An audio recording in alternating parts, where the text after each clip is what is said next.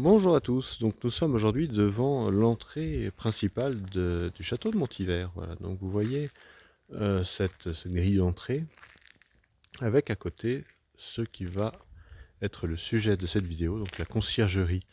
Voilà, la conciergerie, vous en avez peut-être déjà entendu parler, donc de ce projet de restauration qui est conduite par l'association Les Amis du Château de Montivert, qui ont lancé une campagne de financement participatif donc pour la première phase de rénovation de ce bâtiment, qui consiste en son démontage partiel pour sa propre sécurisation, puisque c'est un bâtiment qui est monument historique, mais qui par l'absence quasi totale de toiture, est en train de s'effondrer et de se déliter vraiment à vitesse grand V. Donc là vous voyez donc cette loge de gardien dite donc la conciergerie du château de Montivert, avec sa porte d'entrée principale qui est ici, avec une fenêtre de chaque côté, donc des fenêtres évidemment qui ont été comblées par des panneaux de bois, puisque ça fait une cinquantaine d'années que le bâtiment est inoccupé. On a toujours la porte d'origine du 19e siècle, pardon. Voilà, donc c'est une conciergerie qui a été réalisée suite à la reconstruction totale du château de Montivert par la famille de Lacroix-Laval. Donc c'était le fils du maire de Lyon, donc qui a terminé la reconstruction du château en 1857 pour s'en faire une résidence d'été au comble du confort et de la modernité urbaine de l'époque. Donc les Lacroix-Laval, vous voyez, ils ont marqué de leur empreinte, voilà, cette conciergerie comme le château, donc avec cette petite lucarne, donc en forme de croix tréflée, qui est la fameuse croix des Lacroix-Laval qu'on retrouve sur leur blason et sur les autres châteaux des Lacroix-Laval, comme le château du parc Lacroix-Laval du côté de Charbonnières. Marcy-l'Étoile en périphérie de Lyon. Donc vraiment cette conciergerie, vous voyez, un bâtiment remarquable. Malheureusement, donc la toiture qui reste de ce côté n'est qu'un avant-toit quasiment. On va le voir de l'autre côté. Voilà, on pénètre dans le parc donc du château et on voit donc ici, hop là, on a étayé comme on a pu. Et en fait, si on a étayé, je vais m'éloigner un peu plus, qu'on arrive à voir de manière un peu plus nette. Magnifique arbre, regardez. Des beaux arbres de Montivert. Hop, des hêtres. Plus que centenaires. Voilà. Voilà, je vais zoomer un petit peu, vous allez voir. Voilà, vous voyez, en dessus, il n'y a plus de toiture. Voilà, toiture en lauze. La lauze, c'est très lourd. Le bâtiment à l'abandon depuis une cinquantaine d'années, donc ça se casse la figure. Et puis nous, donc on a récupéré Montivert fin 2013. On a eu beaucoup de chantiers à faire sur le château, donc on n'a pas pu s'attaquer à la conciergerie, on ne peut pas être partout. Voilà. Et donc on a délégué nos droits de propriétaire à l'association Les Amis du Château de Montivert pour nous filer un coup de main. Et puis le projet nous semble pertinent puisque l'association a aussi besoin de locaux. Et puis il n'y a pas de meilleurs locaux en fait que la conciergerie, puisque vous voyez, c'est vraiment à côté de la grille d'entrée. Donc ça permettrait de réhabiliter l'entrée piétonne qui est ici, d'avoir une pièce d'accueil. Donc on a vu de l'autre côté là-bas la porte d'entrée principale. Ça permettrait d'avoir une pièce d'accueil ici pour les visiteurs et aussi magasin de produits dérivés, voilà, de la marque Montivert qui est déposée à l'ENPI et puis qu'on met gratuitement à disposition de l'association pour pouvoir lancer une gamme de produits dérivés dans le but de générer des revenus pour continuer les travaux de restauration au niveau donc du château et des dépendances. Voilà, il y a encore beaucoup de travaux, on a encore à peu près 900 000 € de travaux qui sont quantifiés, outre la problématique de cette conciergerie, dont le coût global des travaux est d'à peu près 400 000 €, parce qu'il est quand même très très abîmé. Monument historique depuis 2007, voilà, cette conciergerie et l'ensemble du site. Mais la conciergerie aussi pour ce qui est mur et toiture, puisqu'évidemment il ne pouvait rien classer à l'intérieur, il ne reste plus rien. Donc là on voit la partie qui est en meilleur état, donc qui est cette partie-là, voilà, qui a eu la chance d'être préservée donc par les avant-toits qui étaient encore présents et qu'on a maintenu comme on a pu donc avec ces étais, afin de pouvoir démonter donc cette toiture qui est tout à fait remarquable, afin de la refaire, de pouvoir la conserver, pour la refaire à l'identique. Vous voyez, c'est quand même une toiture qui est relativement technique. Je vais zoomer un petit peu, vous allez pouvoir voir. Hop, voilà. Ouais, ces éléments de charpente ouvragée qui sont sur le point de tomber, hein, ça penche de tous les côtés. Vous voyez, là c'est en train de... Je vais essayer de... Attends, il est où mon doigt? Il est où mon doigt? Il est là, hop. Vous voyez, c'est en train de sortir ici, voilà. Toute cette partie-là est en train de littéralement s'écarter du mur. Et c'est ça qui tient l'avantoir. Donc, d'où la nécessité des étais. Voilà, on voit ici, vous voyez, cette magnifique charpente ouvragée. Donc il y a pas mal, on voit de baguettes là, au niveau de la cime. Hop, hop, par là, voilà. Il y a pas mal de baguettes en train de tomber. Et puis on voit, donc là, petit focus. Voilà. On voit cette charpente ouvragée donc, qui repose sur des pierres de taille qui ressortent donc, des façades. C'est comme ça, donc c'est des petites pierres de ce côté. Et là, donc c'est les pierres de taille en forme de corniche, voilà, sur lesquelles ça repose. Donc c'est vraiment un bâtiment d'une réalisation très soignée. Malheureusement, cette partie-là a eu de la chance, il y a de la toiture, donc il y a principalement que les joints à refaire. On voit quelques légers trous entre les murs, mais ce ne sont pas des trous qui traversent le mur, c'est vraiment des problèmes de joints à la chaux qu'il faut refaire ici. Mais ce qui est beaucoup plus préoccupant, si vous voulez, c'est la partie centrale qui est là, et la partie qui est ici de l'autre côté, qui en fait à l'origine est la symétrie de cette partie-là. Voilà. Vous voyez, vous avez cette partie, et au milieu du corps principal, de l'autre côté du corps principal, pardon, c'était la même chose ici que là. Alors vous voyez, on est mal barré, parce que entre ça et ça, on peut dire qu'il en manque un sacré bout. Voilà, parce que les toitures ici, malheureusement, ont dû tomber il y a des décennies, et du coup, le temps a continué son ouvrage à coups de neige, de pluie, de gel, et ça fait écarter les pierres, et tout se casse la figure. Les joints ici, on voit, ont été complètement rincés par les intempéries. Donc là, on a cette fenêtre à meneaux qui est en train de pencher un peu vers l'avant.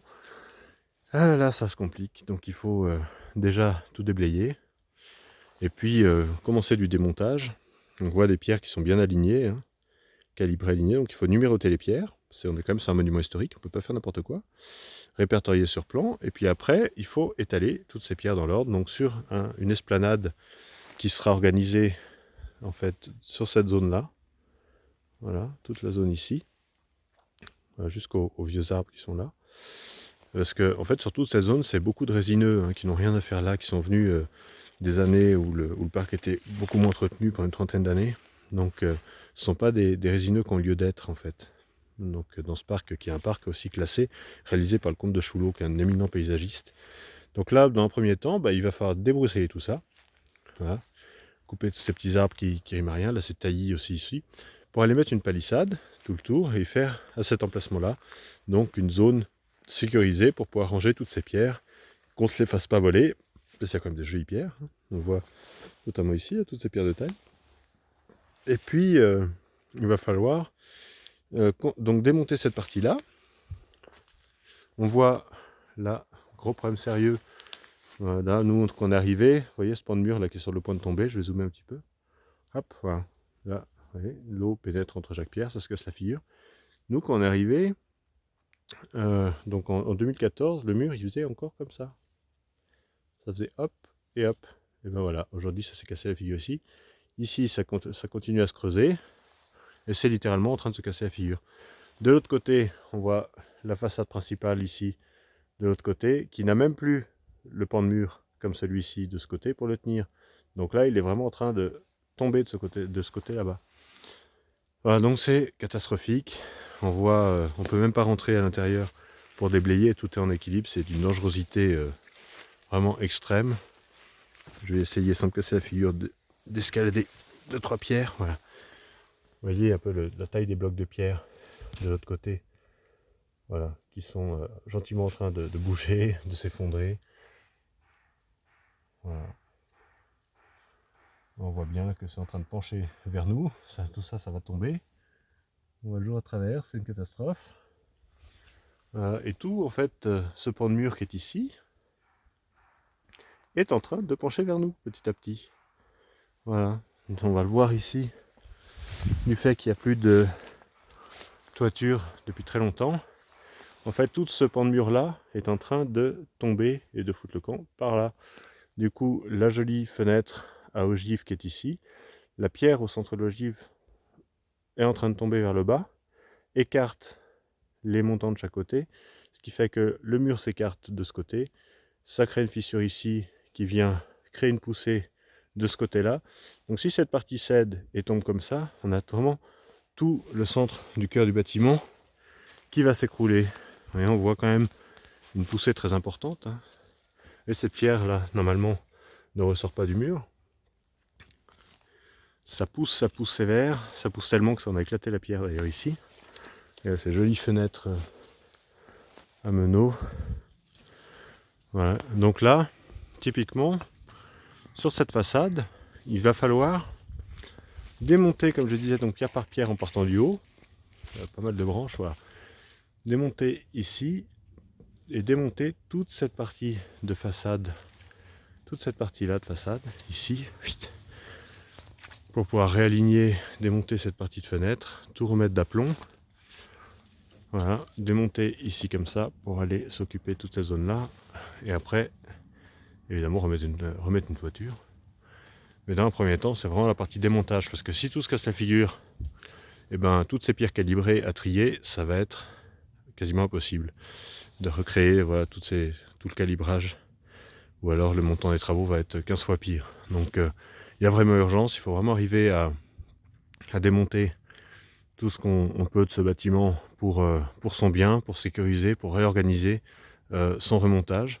On va faire un petit tour. Alors c'est vrai, c'est extrêmement dangereux parce que on a vraiment la toiture, l'avant-toit qui ne demande qu'à tomber. Voilà. Vous voyez, tac. On voit des morceaux de toiture qui sont tombés. Alors je vais essayer de m'approcher quand même sans tout me faire tomber dessus. Hop, pour vous faire découvrir, regardez cette jolie fenêtre. Donc là c'est la pièce d'entrée, hein. Donc on a vu la porte d'entrée tout à l'heure. Voilà, on la retrouve ici côté intérieur avec ces fenêtres de chaque côté. Donc là on voit par rapport à l'enduit qui est sur le mur, donc il y avait des poutres qui faisaient un plafond, et en dessus on avait une autre pièce, voilà, où on entrait par la lucarne qui est juste ici. Voilà. Voilà, donc là le seul bout de toiture qui reste est en train de tomber. Ouais, malheureusement là on peut rien y faire parce que c'est très très dangereux de rentrer dans le bâtiment. Là on a vraiment le pan où il y a la cheminée qui est ici. Voilà, vous voyez la poutre là qui est en train d'entamer le linteau qui va se casser la gueule. Ici, c'est en train de se casser la figure aussi. Et le pire, c'est qu'ici, il y avait une cheminée. Et là, avec une porte de chaque côté, et bien ici et là, ça s'est délité. Et là, derrière la lose qui est ici, en fait, ça retient plus que sur quelques pierres. Et là, ça retient plus, c'est tenu que par 3 pierres là, et les 3 pierres qui sont ici. Vous voyez, donc là, on a vraiment plusieurs tonnes sur cet énorme pan de mur. Voilà, qui est assez épais, qui malheureusement n'a plus beaucoup d'épaisseur au niveau du pied, comme vous pouvez le voir, et ça repose sur même pas une dizaine de pierres. Voilà, des tonnes et des tonnes sur moins d'une dizaine de pierres. Donc si ça craque et que tout s'écroule, c'est la catastrophe. C'est la catastrophe intégrale, puisque ça va vraiment nécessiter après des montants faramineux de reconstruction. Alors déjà que la restauration globale de la conciergerie est d'à peu près 400 000 euros. Donc découpé en tranches, donc cette fameuse tranche de 60 000 de sécurisation démontage. Après il y a la phase de remontage, la phase d'installation d'une nouvelle toiture à l'identique, magnifique charpente ouvragée, recouverte de lauze. D'ailleurs vous voyez les lauses sont déjà ici.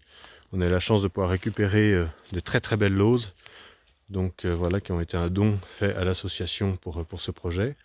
Mais avant de pouvoir mettre des lauses, il faut quand même un sacré boulot sur ce bâtiment qui doit commencer par cette phase de 60 000 euros de démontage. Voilà, donc on va retourner un peu de l'autre côté pour vous faire découvrir donc la partie extérieure. Voilà, parce que là on était donc dans l'enceinte du parc, et là on est à l'extérieur du parc. Voilà, donc je prends un peu de recul,